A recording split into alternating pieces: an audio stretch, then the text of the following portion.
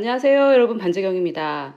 여러분들께서 지난 시간에는 자아상의 혁명이 일어나는 순간이라는 제목의 말씀을 들으셨습니다. 오늘은 그 뒷부분을 계속해서 들어보실 텐데요. 오늘 여러분들께서 들으실 내용을 제가 한번 다시 들어보니까 그 내용이 처음부터 끝까지 바로 이 두 구절을 설명하고 있는 것인데요. 사실 저는 이것을 설명할 때 이 구절들에 대해서는 생각을 전혀 하지 않고 그동안 제가 여러분들께 계속해서 설명드려 왔던 것을 좀 더 강조하는 것이었는데, 이 두 구절을 제시하면서 설명했으면 참 정말 좋았겠다, 그런 생각을 했습니다. 여러분들께서 오늘 들으시겠지만 제가 그동안 말씀드렸던 것은 남이 나를 어떻게 생각하는지도 중요하지 않고, 또 내가 나를 어떻게 생각하는지도 전혀 중요하지 않다.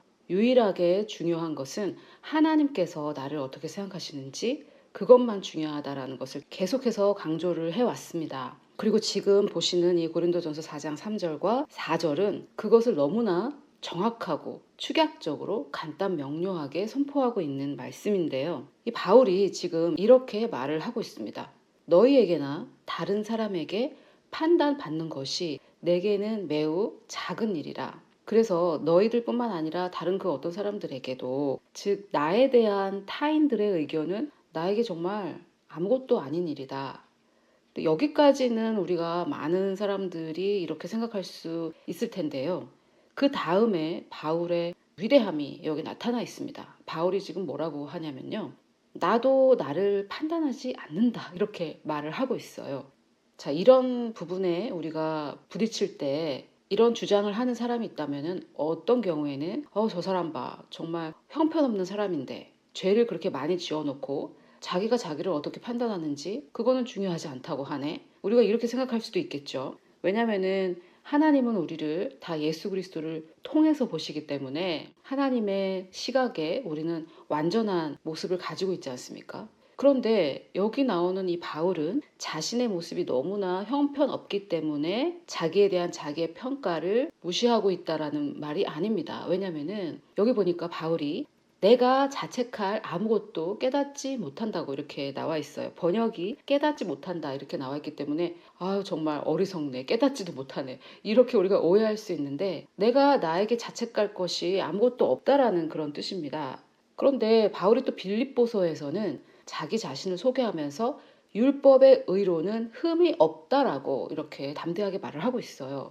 바울은 율법이 아니라 은혜로 받는 의를 전한 자인데, 그럼에도 불구하고 본인은 율법으로도 흠이 없었다라는 말이죠.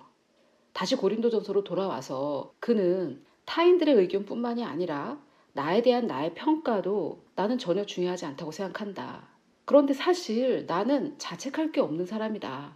율법의 의로도 흠이 없으니까.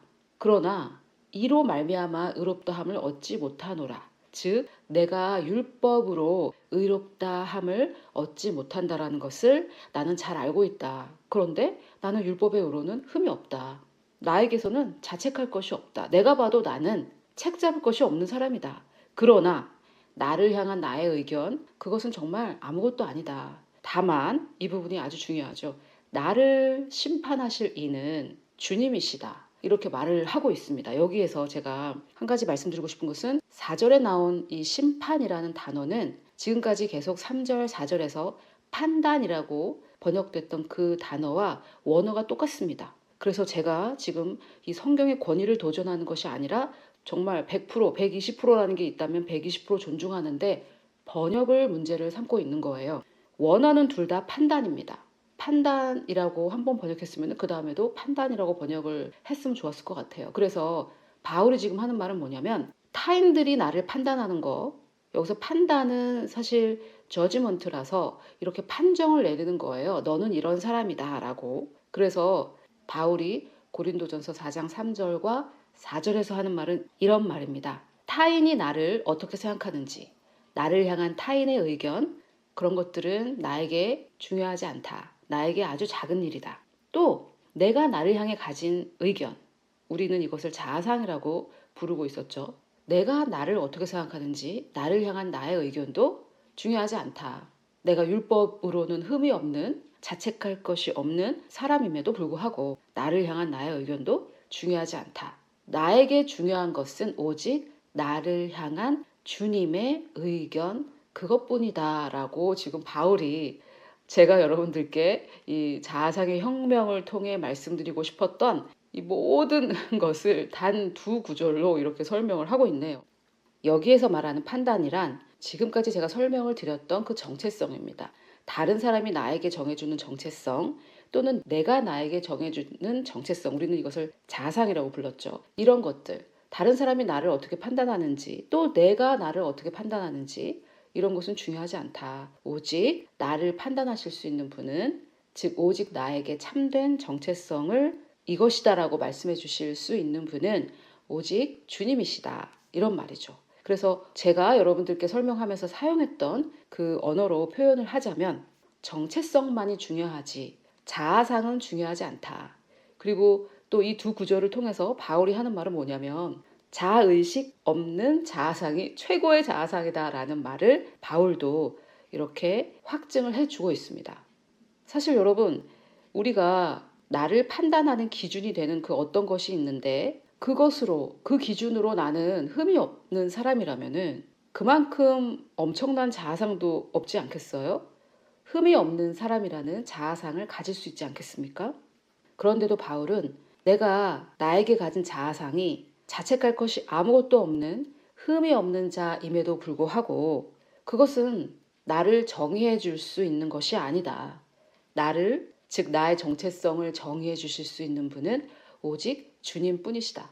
자, 여기에서 자기가 자기를 어떻게 생각하는지 중요하게 생각하지 않은 바울이 타인들이 자기를 어떻게 생각했는지 중요하게 생각하지 않았겠죠. 본인은 율법으로도 흠이 없는데 율법으로도 엄청나게 흠이 많은 타인들이 율법으로 흠이 없는 자기에 대해서 이러쿵저러쿵 말하는 거에 대해서 바울이 무슨 무게를 뒀겠습니까? 여기에서 우리는 다른 사람들의 의견을 무시하거나 그분들을 하찮게 여기자라는 얘기가 아닙니다.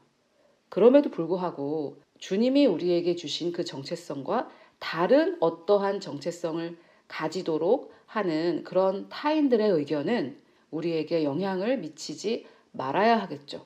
나에게 가장 중요한 의견은 오직 나를 향한 주님의 의견이어야만 하고 그것과 다른 타인들의 의견은 무례하게 거절하거나 무시하거나 뭐 이렇게 할 필요는 없지만 우리의 내면에서는 그런 것들이 우리에게 영향을 미치지 않는 그러한 상태로 우리가 성장을 해야 된다. 그런 뜻입니다. 바울도 그런 뜻으로 이렇게 말을 했고요. 고린도전서 전체적인 그런 상황과 맥락을 따라 볼 때 그렇게 해석하는 것이 틀리지 않습니다.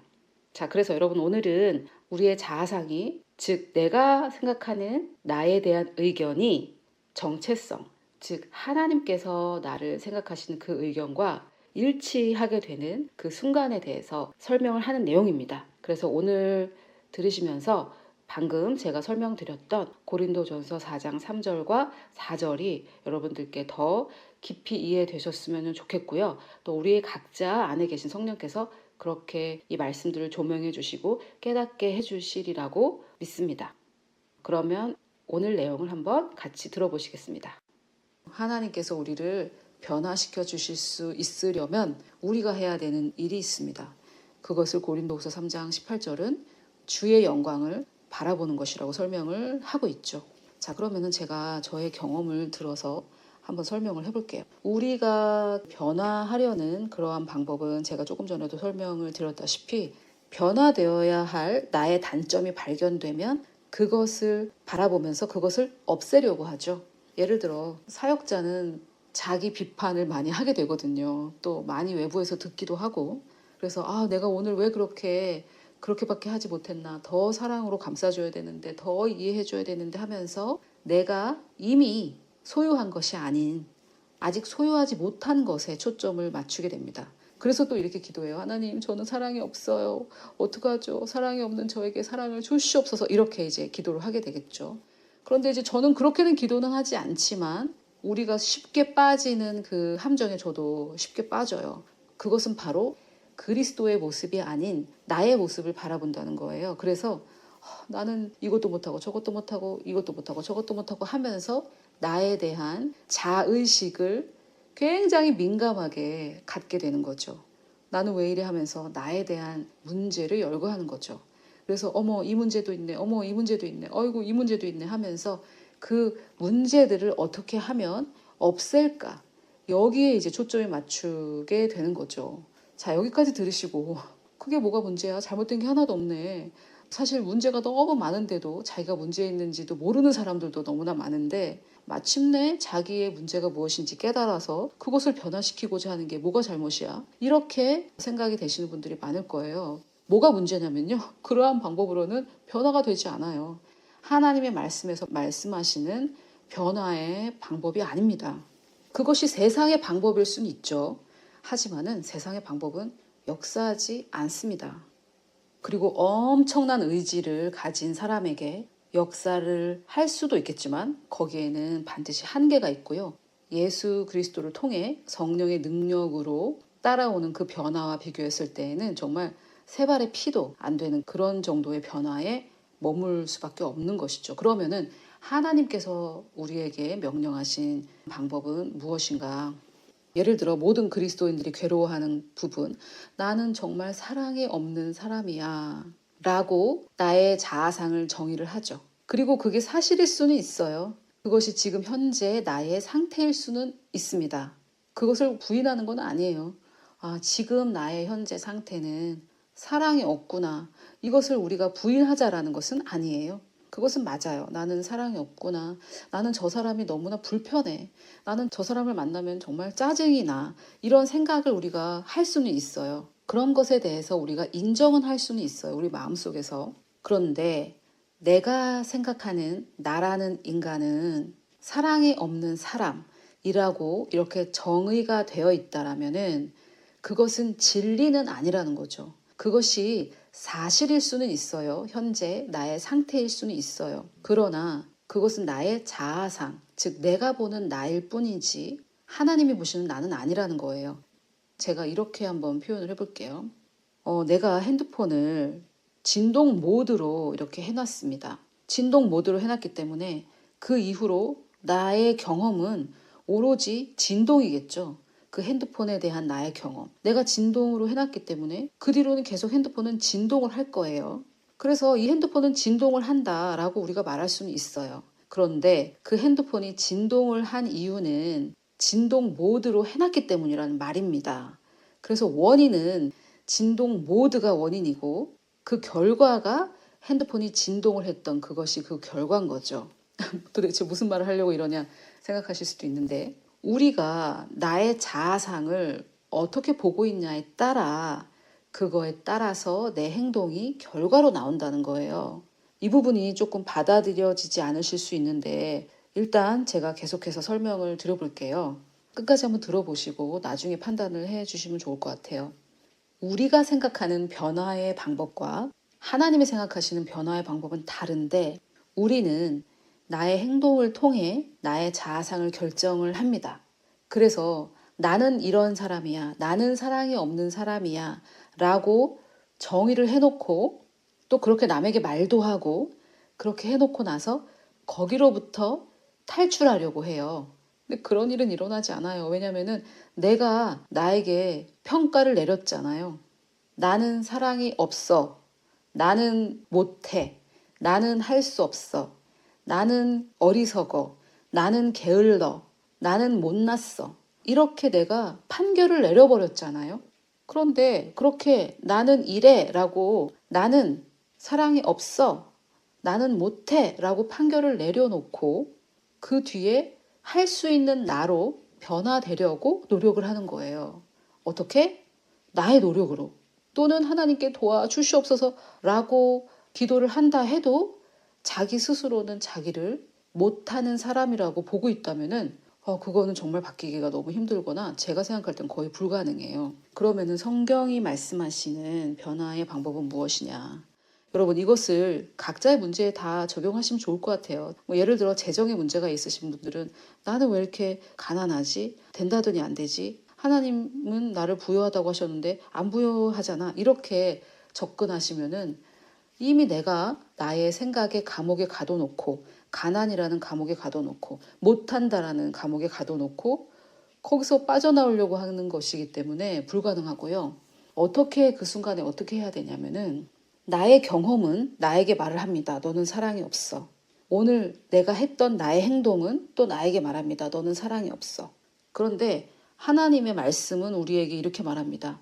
사랑은 성령의 열매고 성령께서는 이미 너의 안에 계시기 때문에 너의 안에 계신 성령께서 사랑의 열매를 맺어 놓으셨고 너의 안에는 이미 사랑이 가득히 있다. 하나님 말씀이 이렇게 말씀하시는 거예요. 그러면은 우리가 나의 모습이 아니라 주의 영광을 바라볼 때 우리가 변한다고 이 고린도후서 말씀은 이렇게 분명하게 말씀하고 있습니다.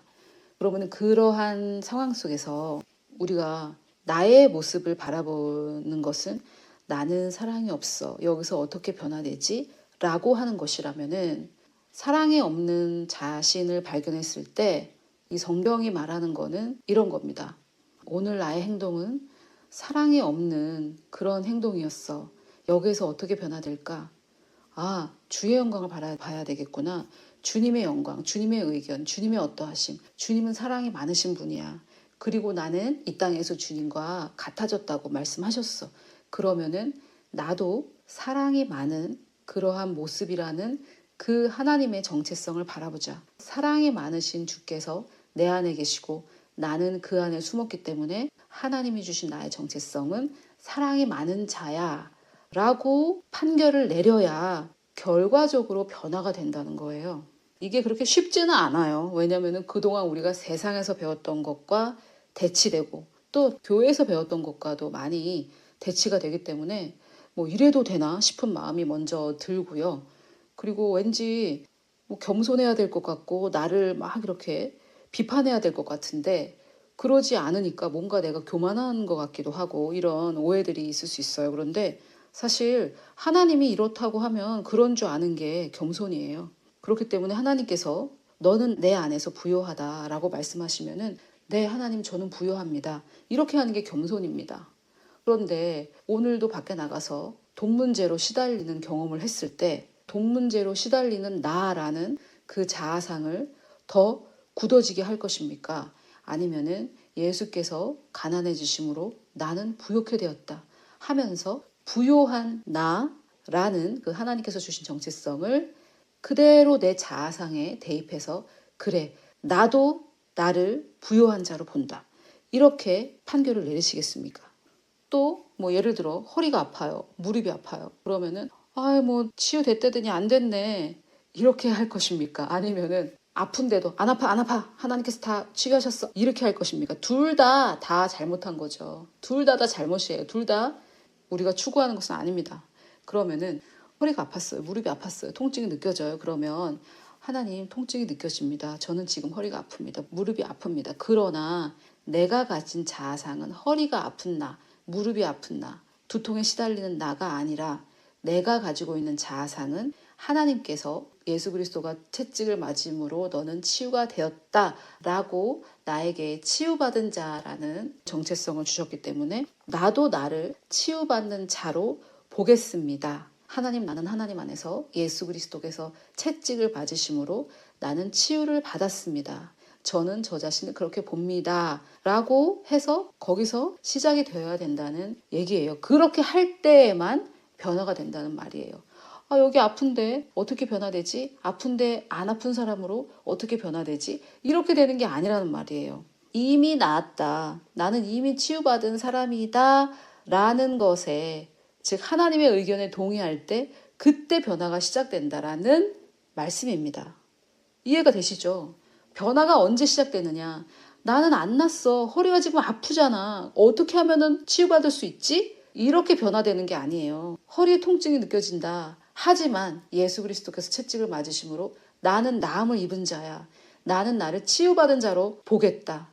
하나님의 의견에 나는 동의한다. 라고 할 때 그때 변화가 시작된다라는 말입니다. 변화가 시작되는 시점을 말씀을 드리는 거예요. 그런데 많은 경우 내가 믿은 그 순간 결과가 나타나지 않는다고 해서 안 됐네, 뭐 된다더니 안 되네 이렇게 금방 낙심을 하죠. 성경적인 용어는 침륜에 빠져요. 그러면서 이제 또 이렇게 나락으로 떨어졌다가 소망이 생겼다가 나락으로 떨어졌다, 소망이 생겼다. 이것을 너무 자주 반복을 하다 보면요, 별로 좋지 않은 결과가 있는 것 같아요. 그래서 우리는 인내라는 것을 해야 되는데, 성경이 말하는 것은 믿는 상태를 계속 유지하는 것이 인내입니다. 인내는 한정막에서 하고 참는 게 아니에요. 계속해서 믿는 거, 지속적으로 믿는 거. 결과가 내가 원하는 만큼 빨리 나타나지 않아도 그 소망을 붙잡고 있어야 돼요. 그 소망을 놓으면 결과는 더 멀어집니다. 나의 그 현재 혼의 상태, 그것이 사실은 사실이에요. 그런데 그 혼의 상태, 자아상, 내가 보는 나, 그것이 나에게 도전을 해오고 문제로 발견이 되었을 때 진리, 즉 하나님이 보시는 나, 나의 정체성, 그것을 바라봐야 된다 이 말입니다. 내가 생각하는 나, 이 자아상이 아닌 하나님이 말씀하시는 나, 이 정체성을 바라볼 때, 그리고 거기에 동의하고 거기에 내가 나의 생각을 맞출 때 비로소 변화가 그때 시작되는 것입니다. 이것을 우리가 그동안 몰랐던 거죠. 그래서 자꾸만 내가 생각하는 나, 이 혼의 상태인 내 모습, 육신, 나의 문제, 여기에 집중하면서 이거를 바꿔 주시옵소서라고 기도도 했다가 내가 바꾸려고 노력을 했다가 하는데, 여전히 나의 눈은 어디에 있다는 거예요? 이 나의 혼의 문제, 나의 자아상에 있었다는 거죠. 마치 불뱀에게 이렇게 물려서 죽으려고 하는 그 이스라엘 백성들에게 하나님이 눈을 들어 놋뱀을 바라보면은 죽지 않고 산다라고 하셨잖아요. 그렇기 때문에 언제 치유가 시작됩니까? 그 불뱀에게 물린 그 상처에서 눈을 떼서 저 나무에 달린 놋뱀을 바라볼 때 그때 변화가 시작되는데, 계속해서 이 상처를 어떻게 치유하지? 이 상처가 얼마나 깊지? 너무 아파하면서 그 상처의 눈을 고정하면은 변화는 시작되지 않는다는 거죠. 불뱀에게 물린 게 맞아요. 아픈 것도 맞아요. 불뱀에게 안 물렸고 안 아프다는 말이 아니에요. 그런데 하나님은 놋뱀을 바라보면 치유를 받는다라고 말씀을 하신 거예요. 이 이야기는 아마 많이들 알고 계실 거예요. 모르시면 한번 읽어보시고. 그런 것처럼 내가 지금 사랑이 없는 건 맞아요. 내 혼의 상태인 건 맞아요. 내가 가난한 것도 맞아요. 내가 몸이 아픈 것도 맞아요. 전부 다 사실은 사실이에요. 하지만 하나님은 뭐라고 하시느냐? 하나님은 나에게 어떻게 정의를 해주셨냐? 그 진리, 사실이 아닌 그 진리, 하나님의 말씀, 영의 영역 가운데 숨어 있는 그 진리, 거기에 내가 동의하고 거기에 나를 맞출 때 비로소 믿음이라는 통로가 생겼기 때문에 비로소 그 영적인 축복이 나에게 풀어져 온다라는 것입니다.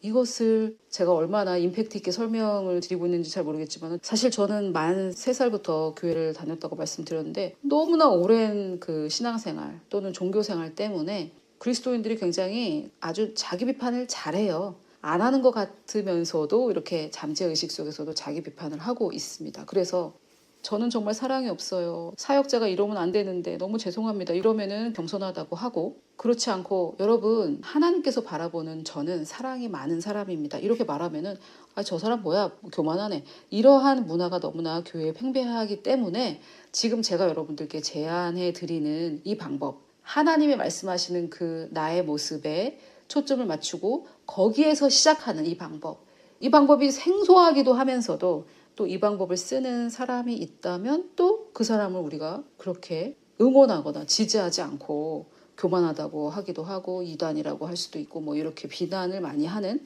그런 분위기이기 때문에 제가 여러분들께 말씀드리는 이 방법이 많은 사람에게 공개되지 않았을 뿐만 아니라 알고 있어도 잘 사용하지 않는다는 것이죠. 저의 과거만 봐도 그렇잖아요. 10년을 배웠는데 그것을 적용하는데 굉장히 오래 걸린 거죠. 그리고 여러분 이게 쉽지는 않아요. 저 산꼭대기에서 물줄기가 흘러서 샘물이 되고 개천이 되고 강이 되고 바다가 되었는데, 그것을 길을 다른 데로 튼다는 게 보통 어려운 게 아니잖아요. 아침에 일어났는데 기분이 우울해요. 그런데 아니야.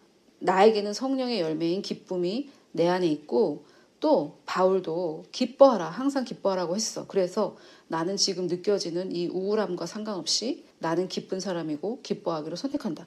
이렇게 하는 게 그렇게 쉽지는 않아요. 그리고 사람들한테 인기 있는 방법도 아니고요. 무엇이 인기 있느냐? 아침에 우울하면 우울하다. 왜 이러지? 하나님 저 왜 이러죠? 제 기분이 왜 이런가 하면서 거기에 쑥 빠지는 게 오히려 편하죠. 뭐 그냥 흘러가는 강물에 몸을 맡기면 되니까요. 연어처럼 물살을 막 거슬러서 강줄기로 올라가는 게 어디 그게 쉽습니까? 어려워요. 쉬운 건 아니에요. 그런데 그 순간 사실 어떻게 생각하면은 순간의 선택이거든요. 내가 나의 자아상, 내가 생각하는 나에 대한 의견을 바라볼 것인가, 하나님이 생각하는 나에 대한 의견을 바라볼 것인가, 그 순간의 선택이니까요. 그리고 사실 나에 대한 나의 의견은 내가 뭐 생각해보지도 않아도 머릿속에서 횡횡 지나가는데, 나에 대한 하나님의 의견을 내가 성경을 좀 공부해 봐야 되잖아요. 그러니까 뭐 더 어려운 건 맞죠. 그러나 우리가 그토록 바라는 변화의 시작은 언제 시작되느냐? 내가 주님의 의견, 내 의견이 아니라 주님의 영광, 영광의 헬라어는 첫 번째 뜻이 의견이라고 여러 번 제가 다른 영상에서 말씀을 드렸는데, 오늘 처음 저의 영상을 보신 분들은 영광은 의견이라는 뜻이 있습니다. 그래서 주님에 대한 의견일 수도 있고 주님의 의견일 수도 있지만, 여기서는 주님의 의견이라고 한번 해석을 해볼게요. 그래서 내 의견이 아니라 주님의 의견을 바라볼 때 그때 변화가 시작됩니다. 나는 왜 이렇게 사랑이 없지? 사랑이 많은 사람이 돼야지 할 때 시작되는 게 아니라, 나는 지금 사랑이 없는 사람으로 행동하고 있지만 하나님은 나를 사랑이 많은 사람으로 보신다. 고로 나의 진짜 정체성은 사랑이 많은 사람이야. 앞으로 진짜 내 모습으로 살자. 진짜 내 모습은 사랑이 많은 사람이니까. 이렇게 할 때 비로소 변화가 시작된다는 것이죠. 여러분, 저는 이 사랑이 있냐 없냐, 우리 그리스도인들이 많이 고민하는 이 부분, 인간관계 문제에서 많이 도드라지는 이 부분을 가지고 말씀드렸지만, 재정의 문제, 건강의 문제, 이 부분에 있어서 적용을 하셔야 되는 분들은 한번 그 부분에 적용해 보세요. 그리고 나는 내가 부유하다는 걸 아는데요, 나는 내가 건강하다는 걸 아는데요, 이렇게 급하게 결론을 내리지 마시고 본인의 마음을 한번 바라보세요. 깊이. 나는 정말 나를 부유한 자로 보고 있는가? 그렇다면 반드시 행동이 따라오게 되어 있거든요. 그래서 너무 급하게 나는 그렇게 나를 보고 있어요, 이미, 이렇게 급한 결론을 내리지 마시고 마음 깊숙이 나는 나를 어떻게 보고 있는지, 돈, 건강, 인간관계 문제에 있어서 나는 어떻게 보고 있는지를 한번 생각을 해보시고요. 여기에서 어떻게 하면 더 이 가난한 내가 어떻게 하면 부유하게 되지? 이 몸이 아픈 내가 어떻게 하면 건강하게 되지? 사랑이 없는 내가 어떻게 하면 사랑이 많은 사람이 되지? 그 방법은 역사하지 않습니다. 그동안 우리 평생 해봤잖아요. 안 돼요. 안 돼요. 그것을 교회에서 가르치든 학교에서 가르치든 어디서 가르치든 그 방법은 안 됩니다. 하나님이 말씀하시는 방법은 눈을 떼서, 그 상처에서 눈을 떼서 노뱀을 바라봐라. 주의 영광을 바라봐라. 그때 너는 성령의 능력으로 주와 같은 모습으로 변화한다. 여기서 이 변화는요, 체인지가 아니고 영어로는 트랜스포메이션이에요. 트랜스포머 다 아시죠? 형태가 변하는. 그러니까 엄청난 변화예요. 사실 우리말로 변화 이래가지고 그 언어의 임팩트가 별로 강하지 않는데, 애벌레가 나비가 되는 그런 변화거든요. 생물학적 용어로는 변태예요. 요거 앞에 있는 그 변태 말고요. 형태 할 때 그 태, 모양이 아예 변한다고 해서 변태, 변이라고도 하죠. 이 엄청난 변화는 언제 오는가? 이 변화는 내가 이루어야 되지 않습니다. 할렐루야. 내가 이루어야 되는 변화는 아니고요. 무언가의 결과로 오며 그 변화 또한 성령께서 하시는 일인데, 그런데 그 시작은 누가 하느냐? 내가 합니다. 불뱀에게 물린 그 상처에서 눈을 떼서 나무에 달린 노뱀을 바라보는 것은 나의 일이에요. 사단 마귀가 여러 가지 거짓으로 나를 공격할 때, 너는 부족해, 너는 모자라, 너는 죄인이야, 하나님은 너한테 실망하셨어, 이렇게 나를 공격할 때 대적하는 것은 나의 일이라는 거예요. 아니야 라고 저항하는 거, 저항하는 것은 내 일입니다.